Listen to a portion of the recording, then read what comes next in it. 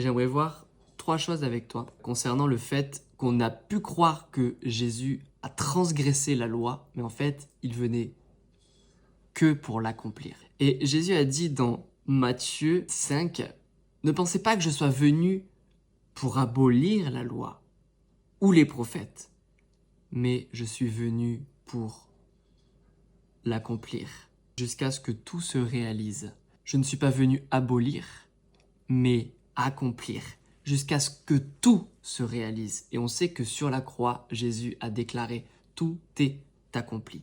Première chose, c'est « Tu ne te feras pas d'image taillée, tu n'auras pas d'autres dieux devant moi, devant ma face. » Ça, c'est un commandement dans Exode 20.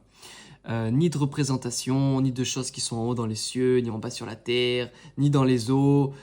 Et tu ne te prosterneras pas devant elles, et tu ne les serviras pas, car moi, l'Éternel, ton Dieu, je suis un Dieu jaloux, qui punit l'iniquité des pères sur les enfants jusqu'à la 3e et la 4e génération de ceux qui me haïssent. Et en fait, quand on lit le mot punir, c'est aussi visiter. Dieu dénombre, Dieu dénombrer, Dieu surveiller et aussi corriger les pères et les enfants jusqu'à la 3e ou la 4e génération.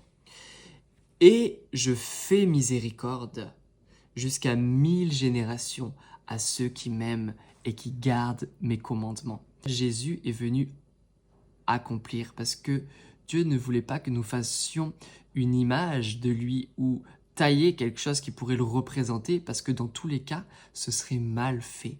Et Jésus, en tant que Messie, est venu représenter Dieu sur la terre. En tant que Fils, il est venu incarner le Père dans la chair humaine. Et c'est pour ça que Jésus-Christ est l'image visible du Dieu invisible.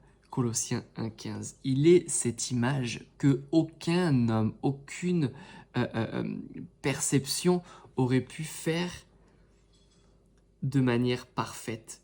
Jésus-Christ est l'image parfaite. Il n'y a pas un bug, il n'y a pas un petit trait qui n'est pas correct dans le caractère de Dieu, dans la pensée divine et dans le cœur du Père. Il le représente parfaitement. Et c'est pour ça que Jésus est cette image qui nous était interdit de faire ou de nous tailler, parce que c'est Dieu qui a taillé lui-même, c'est Dieu qui a fait lui-même cette image à travers Jésus-Christ. Sa résurrection nous prouve cette authenticité que Jésus-Christ est bien le Messie et qu'il n'a jamais péché en rien. Le deuxième point, c'est que dans Deutéronome 12 au verset 23, « Garde-toi de manger le sang, car le sang, c'est l'âme, c'est la vie, et tu ne mangeras pas l'âme avec sa chair. » Et là, Jésus, lui, il arrive et il nous dit, dans Jean 6, 54, « Celui qui mange ma chair et qui boit mon sang a la vie éternelle, et je le ressusciterai au dernier jour. » Ce qu'il faut comprendre, c'est que, encore une fois, Jésus n'est pas venu transgresser, il est venu accomplir. On ne pouvait pas boire du sang parce que le sang était impur. Il n'y avait aucun sang qui devait être bu par l'humain, à part celui du Christ. Et encore une fois, c'est symbolique. Ne bois pas à un autre sang. Ne te chauffe pas à un autre feu que le mien. Le sang du Christ, c'est le seul que nous pouvons boire en étant alignés dans la volonté de Dieu. Matthieu 26, 27. Il prit ensuite une coupe, et après avoir rendu grâce à Dieu, il la leur donna en disant « Buvez-en tous, buvez-en tous, buvez-en tous. » C'était pas que pour ceux qui étaient là autour de lui, c'est pour chacun d'entre nous.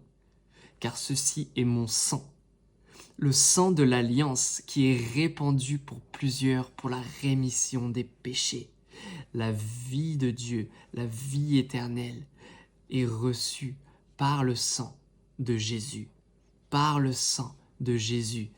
Elle est reçue, et le sang a une voix et a aussi une connaissance. Et dans le sang, nous connaissons et nous sommes connus. C'est pour ça qu'il y a toujours un système d'alliance par le sang. C'est une histoire de connexion, mais aussi de connaissance. On connaît Dieu à travers le sang de son Fils qui vient en nous et qui vient nous remettre tous nos péchés, qui vient tout nous nettoyer et qui nous permet de mieux le connaître. Et c'est fondé sur une meilleure alliance, sur de meilleures promesses, tu vois.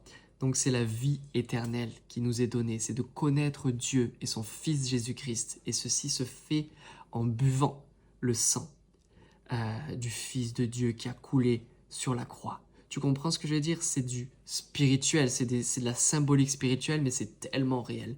On a besoin de boire son sang parce qu'il y a la vie du Christ et il y a la vie éternelle dans son sang. Le troisième point, souviens-toi du jour du repos, Exode 20, verset 8. Pour le sanctifier, tu travailleras 6 jours et tu feras tout ton ouvrage. Mais le 7e jour est le jour du repos de l'Éternel, ton Dieu. Tu ne feras aucun ouvrage, ni toi, ni ton fils, ni ta fille, ni personne. Car en 6 jours l'Éternel a fait les cieux, la terre et la mer, et tout ce qui est contenu, il s'est reposé le 7e jour. C'est pourquoi l'Éternel a béni le jour et l'a sanctifié. Il y a un jour dans la semaine où physiologiquement c'est important d'avoir un jour de repos. Maintenant, ce qui nous est parlé, c'est que Jésus a été crucifié parce qu'il ne respectait pas le sabbat ou le shabbat. Mais en fait, encore une fois, il n'a pas transgressé, il est venu l'accomplir. Jésus, dans Marc 2 au verset 27, dit « Le sabbat a été fait pour l'homme et non l'homme pour le sabbat. » Tu vois, comme un vêtement qu'on va mettre sur nous, c'est un moment de paix, c'est un endroit de repos. Et en fait, notre repos, notre paix, notre moment où on s'arrête, c'est en lui. Parce qu'on sait aussi que Luc 6 au verset 5, le Fils de l'homme est maître du sabbat. Donc quand tu es soumis, quand tu laisses le maître du sabbat t'habiter, vivre à travers toi, alors tu commences à vivre dans ce repos. Et c'est pour ça qu'on dit que Jésus-Christ est notre sabbat. Hébreux 4 verset 8, il y a donc un repos de Shabbat réservé au peuple de Dieu. Car celui qui entre dans le repos de Dieu se repose de ses œuvres, comme Dieu s'est reposé des siennes. Efforçons-nous donc d'entrer dans ce repos, afin que personne ne tombe en donnant le même exemple de désobéissance que les Israélites dans le désert. Mais en fait, c'est un repos dans lequel on peut se reposer et dans lequel on doit chercher à demeurer, pas seulement un jour dans la semaine, mais tous les jours de notre vie. Et quand lui devient notre vie, il devient notre paix, il devient notre Shabbat. Et on laisse l'œuvre de Dieu agir à travers nous. Tu vois, et Jésus a démontré de plein de manières. Le jour de Shabbat, faire la volonté de Dieu n'était pas une transgression, mais était un accomplissement du Shabbat. Parce que ce n'est pas nous-mêmes qui faisons, c'est le Père que nous laissons agir à travers nous. Voilà, mets un commentaire, sois béni et renouvelé.